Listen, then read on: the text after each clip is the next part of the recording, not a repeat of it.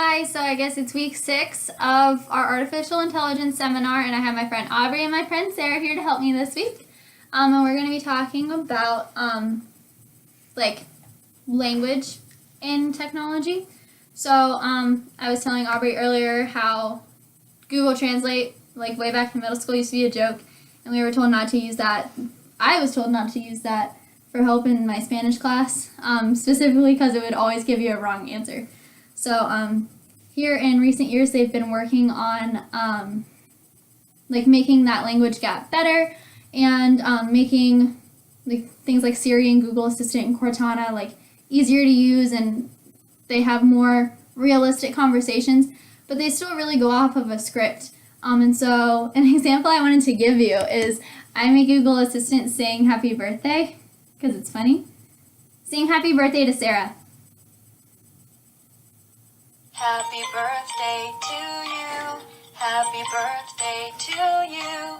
Happy birthday to you. Happy birthday to you. So when you tell Siri to sing happy birthday, it like doesn't register it at all. See if we can get it working. Siri, Yes. sing happy birthday to Danny. Okay, if you insist, I could while away the hours, conferring with the flowers, consulting with the rain, and my head I'd be scratching while my thoughts were busy hatching, if I only had a... Hey, wait a second. What? That's not happy birthday, Siri. Siri, sing happy birthday. See, there's just that disconnect. Like my Okay, if you insist, I could while away the hours, conferring... That's not it. that's not happy birthday again. So like Google Assistant actually sings it. It has music. And it didn't really catch, like, the name I said to sing. I said sing happy birthday to Sarah. And it was just like, hey, happy birthday, you. Like, a general script. You could obviously tell it was there. And if you ask it to sing other things, it's like, I don't know what you mean. Or, that's not in your library to play. And it's just, it doesn't get that language barrier. So, what kind of experiences do you guys have with technology and language? I think when I'm texting, like, Mhm. and it autocorrects, it's just like, I did not mean that. Yeah, the autocorrect. Yeah. Like you're trying to use slang and stuff, and it doesn't Yeah. register that. That's a good one, actually. That's super annoying. Yeah, and sometimes if you use like the voice to text, like if you use like the diction, it turns out so bad. Oh my gosh. So our cheer coach does this literally all the time, and she'll constantly say things that are totally wrong, and we just know, like, oh, she's just talking to her phone, and her phone doesn't know what she's saying. So that's really funny. Mhm. But it's just weird how there's this disconnect there. And so what I was reading about in one of my articles was how most of that disconnect is because computers and technology can't remember things that you've already said to it, the context of the conversation.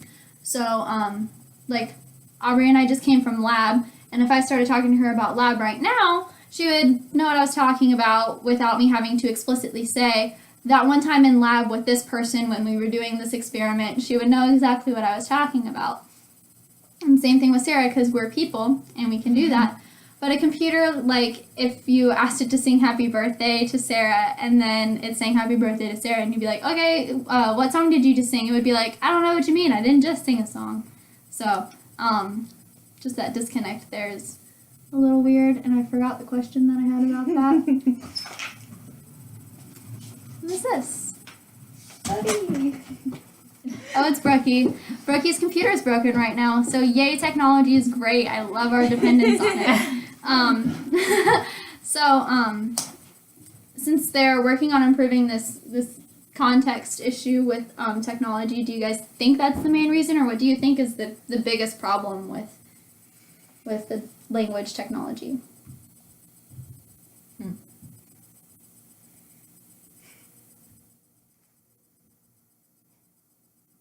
Can you elaborate on that? Yeah, so do you agree that, like, the main reason that you can't have like a casual conversation with Siri is because she doesn't know what you talked about an hour ago or 5 minutes ago. And that everything you say to her, it has to be explicitly what you want to say. I think that's a big chunk of it. Mm-hmm. Yeah. I mean, I think that there might be some other issues, but I'd say that that's probably why, because every time it like resets when you ask her a question or when you try to talk to her. So you can't have like a conversation if you have to keep putting in the parts of the conversation that you had before. Yeah. I agree. I think one of the other big problems is slang, especially like Yeah. You have to I don't really understand a New Yorker. I don't really understand a Californian Yeah. or a Latina person. Like it's just you use different words, so that's definitely very different.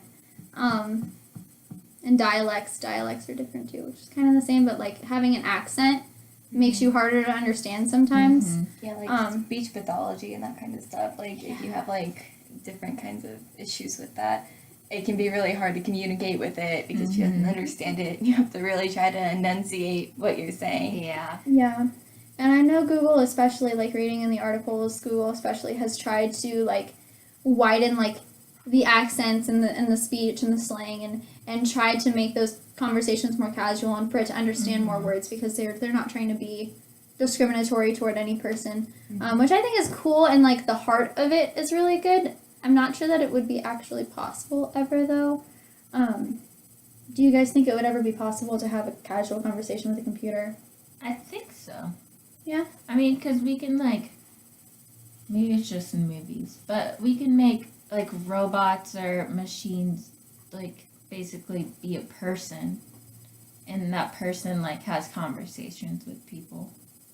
Mm-hmm. So I feel like it's possible. Yeah. We talked about this in class. So I forget the test, but it's like essentially it passes the test if the person can't tell if it's a computer or a human. So like you put up a screen and have me talking to something or someone and I don't know and I have to guess if it's actually human or not. If I think it's human and it's not, then the artificial intelligence passes the test. So I guess it is kind of possible already, which is weird. No, and they were actually using this technology to keep people, for people with like pornography addictions. And when you have that addiction, you want more, you want an actual person, and you're more likely to cheat on your partner if you have a partner. And so they were using this technology and having people subscribe and talk to these bots. And these bots were having realistic conversations with them to the point where they thought they were actually talking to another person and actually having an affair on their spouse or significant other, and it was a computer the whole time. So since it's not actually human, do you guys think stuff like that is actually like cheating or? Wait, did they It's know just that a it was a computer? No, they were unaware. They were unaware that it was. Catfish. Yeah, they were unaware that it was the computer. They thought they were talking to another person this whole time. And the reason the company started by using real people, and it got expensive to hire this many people as they were growing. It's a crazy huge industry for reasons beyond my comprehension. So they started making these bots, and so they wouldn't have to pay the people. They could just put the money into making this bot, and then the bot does the work for years after that. So do you think, since it's not another human, that having this conversation with this person is still, like, has the potential to be cheating or, like, a friendship or other things like types of relationships? Yeah, Yeah, absolutely. Nods. Yep.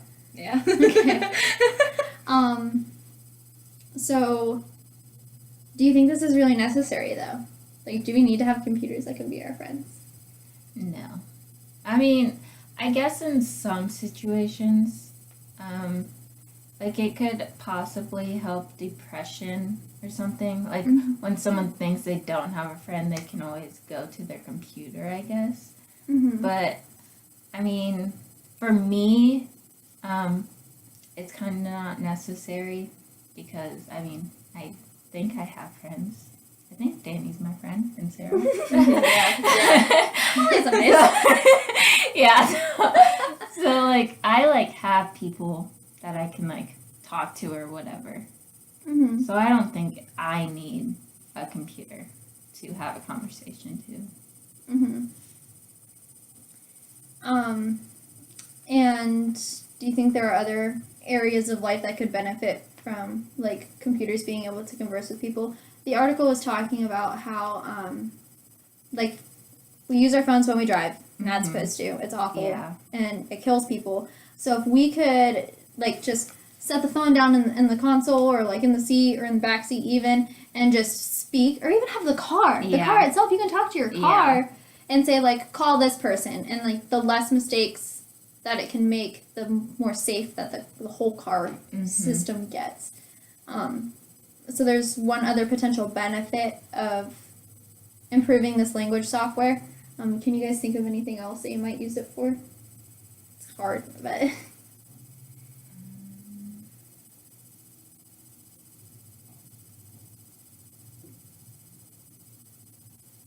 Maybe like, I don't know, if your hands are full, like from the grocery store or something, and you have to call someone to let you in the house. yeah. Or just even tell your door like, "Hey, Yeah. my hands are full. Can you open the Yeah. smart house?" Yes. Which I think many movies have depicted that. Yeah. Oh man, no, that's a good one. Yeah. So, are there any negative ways you guys could see this being used? The language technology and speech recognition. I think, like you said before, it can cause like relationship issues if it escalates to that point. And I don't know if we made it to where we could have like actual conversations with them, and they would like remember the stuff that we're saying. I think that goes back to like the problem with the artificial intelligence in the first place. Like, you know, they have like data leaks and privacy issues and that kind of thing. I mean, those are always risks. Like someone taking the information of your voice and like using it to replicate your voice and have you sign up for credit cards and all this other stuff. I could Yeah. see that. Something that I think Google specifically was trying to do is have an option where you could go and delete certain voice bits, and so you could control what was actually remembered and stuff, which I think probably falls under one of the privacy acts. So they have to make that available. That doesn't mean it's easy to do though, or that it's easily accessible. And so I think that having that readily available, like clear and easy to follow is most essential. And also like to be informed that like, hey, we're going to remember this stuff. If you don't want us to, tell us. Yeah. Or like an agreement policy. And one that people actually know what's going on, not like the big long like legal document that you like click the button, you're like, yeah, okay, whatever, click the button and Yeah. submit. You don't actually read any of it. For sure. I could see that being a problem, people not knowing that you can delete this stuff. I like the option too, I just think it needs to be very clear if that's the route you want to go. Yeah, negative ways. Yeah, I'm good. Do you guys have any final thoughts on language technology? I do not. All right. Well, thank you. You're welcome.